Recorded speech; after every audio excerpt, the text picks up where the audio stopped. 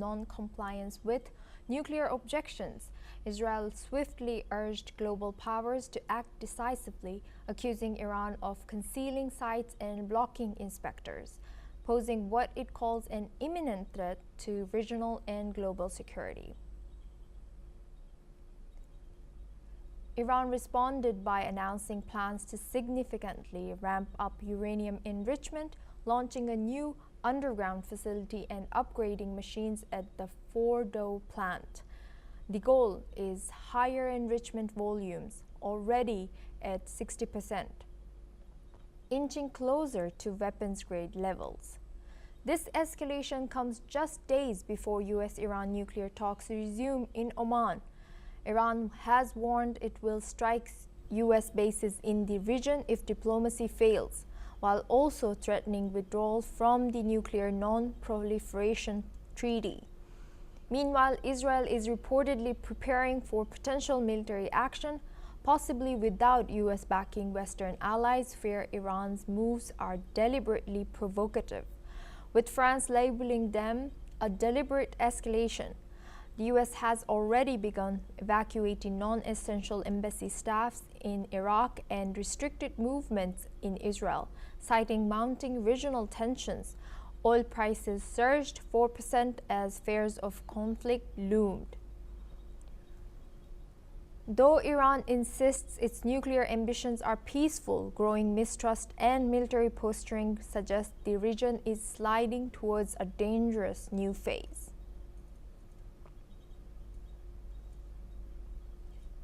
Now we have guest Ross Feingold. He's a political analyst. He's joining us live from Taipei. Thank you, Ross, for joining us today. Has the world already lost the battle to stop Iran from becoming a nuclear power? The world hasn't lost the battle because there's always the military option, which Israel is clearly not ruling out. Israel is in close communication with the United States on this topic, and from what we know, it appears that Israel has encouraged the U.S.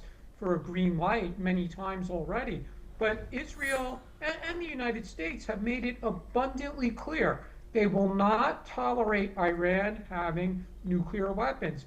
And if Israel feels that its national security is at risk, if Iran is moving towards nuclear weapons, then Israel is going to take military action regardless of United States green light or not.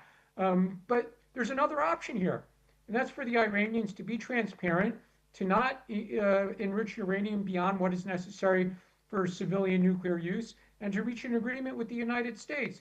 So it's really up to the Iranians here. Do they want a peaceful resolution, or do they want a military attack? Nuclear talks resuming in Oman.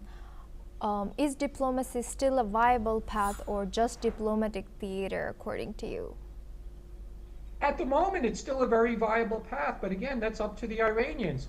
Will they accept the deals that are on the table? From what we know, the United States has proposed an international consortium which would involve Arab and other countries that would enrich uranium outside of Iran for civilian use. It would be shipped to Iran for Iran's civilian nuclear reactors. Iran, for reasons known only to themselves, but which are very suspicious, they refuse to accept the deal at the moment, which really leads to one conclusion. Iran wants to enrich uranium to weapons grade. And again, that is something that Israel and the United States will simply not tolerate. And Ross, from a political risk standpoint, how close are we to a serious escalation between Israel, Iran, and the US?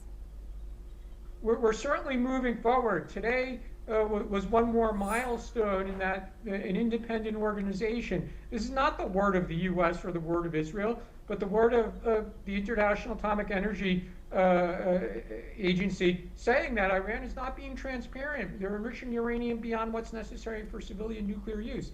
So we have an independent global organization with the right credentials to investigate this, and they're saying that Iran is moving forward.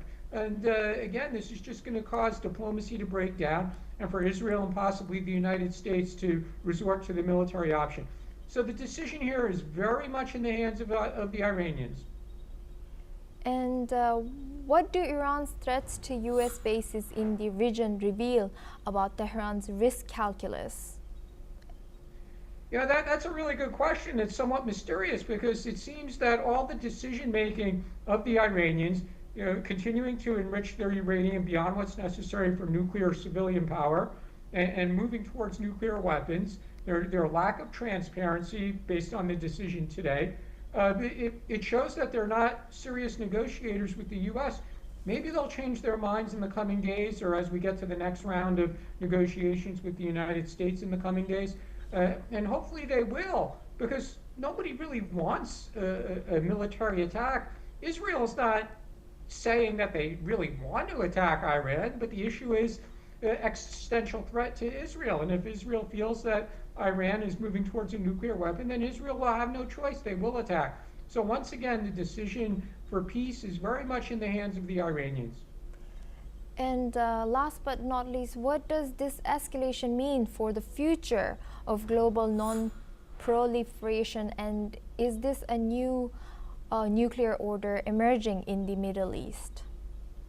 Well, let's hope not. And that's a very difficult question. I mean, we know that against the wishes of the international community, there are certain bad actors that continue to research and develop nuclear weapons. That includes Iran, that includes North Korea. And these are two countries that are simply not trusted by most of the rest of the world, other than their closest partners, who happen to be Russia and China. But the international community doesn't want to see Iran have nuclear weapons. On that point, Israel, the United States, the Western Europeans, and previously Russia were on the same page. And the same would go for North Korea. Previously, South Korea, Japan, the United States, as well as China, didn't want North Korea to have nuclear weapons.